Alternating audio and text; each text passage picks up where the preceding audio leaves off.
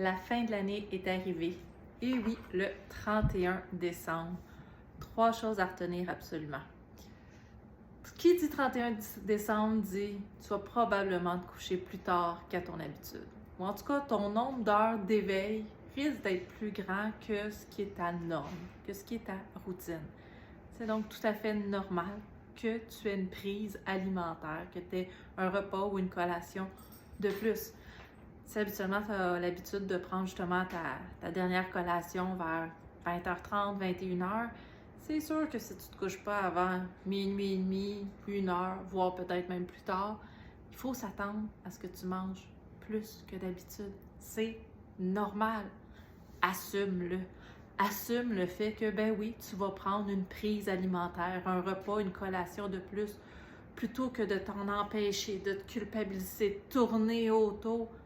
Assume, prends-toi une assiette, sers-toi quelque chose qui fait du sens en fonction de ta faim, de ton appétit, oui, mais de ta préférence puis de l'offre alimentaire. Parce que oui, au-delà de ta faim physique, ben c'est certain que ton environnement alimentaire va être un petit peu probablement différent qu'à ton habitude. Ça se peut que tu sois entouré de certaines personnes qui ne sont pas toujours dans ton entourage habituellement. Et oui, ça va changer quelque chose. Ensuite, deuxième aspect, non, ton estomac ne va pas exploser si tu prends quelques bulles. Je ne suis pas en train de te dire qu'il faut consommer une quantité de bulles, de boissons justement pétillantes régulièrement. Mais parmi les mythes et les fausses croyances qu'il y a, c'est justement que ça va faire exploser l'estomac. Non, ça n'arrivera pas.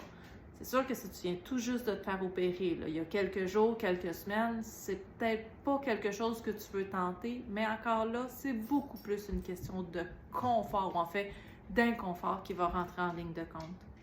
Finalement, troisième aspect, c'est pas parce que le 1er janvier s'en vient que tu dois absolument prendre des résolutions.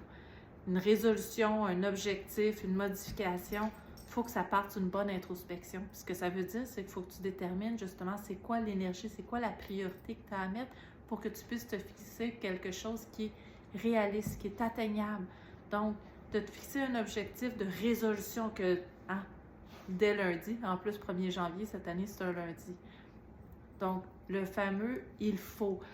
Il faudrait donc que je fasse ça. La recommandation dit « ça serait normal que je fasse ça moi aussi ».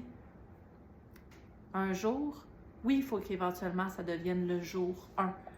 Mais le jour 1, ça ne va pas être absolument le 1er janvier. Prends le temps de bien analyser c'est quoi tes besoins, qu'est-ce que tu veux vraiment travailler.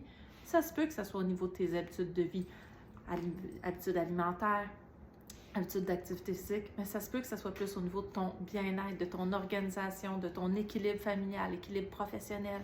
Il n'y a pas d'obligation à prendre une résolution le 31 décembre, même quand tu es en train de fêter avec des amis. Chin!